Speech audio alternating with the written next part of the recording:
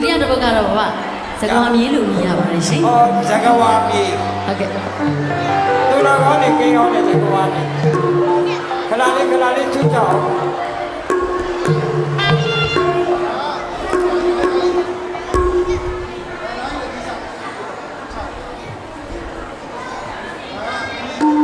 ကျေးဇူးများတင်ပါတယ်ရှင်ကောင်းပါ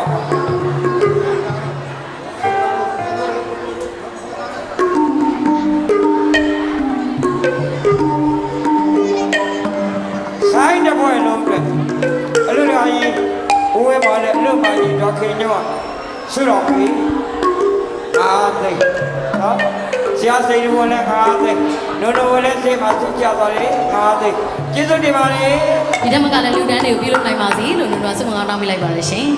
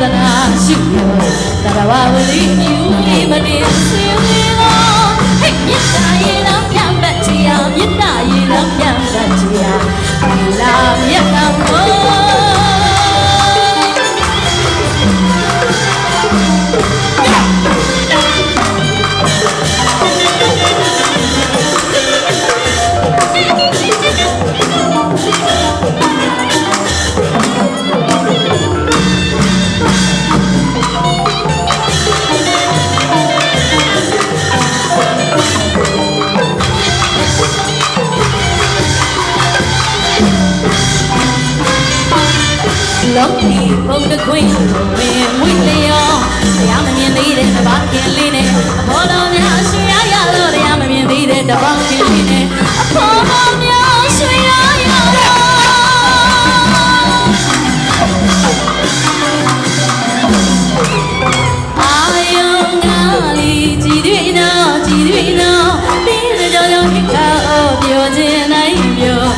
ပါတောင်မြတ်တောင်ကလက်ပေါ်ဟိတ်ပုတ်ပါတောင်မြတ်တောင်ကလက်ပေါ်အေးမြမြကပါဆိုလေးယူမြင်လို့မစိုးသနော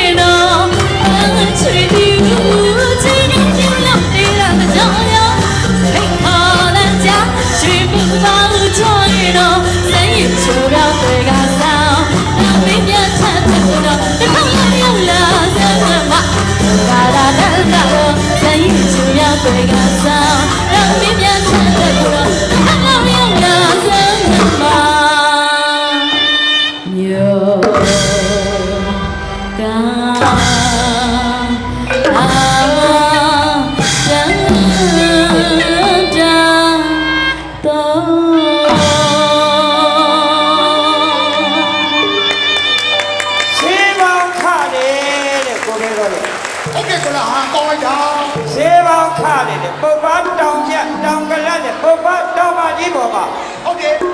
ညဆေးကမုန်းနေအများကြီးရှိဟုတ်ကဲ့အဲ့ဒီမှာ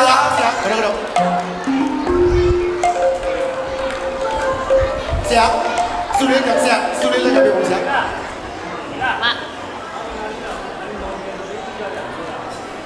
အောင်တမာရီကအန်ဒီမောအောင်တမာရီက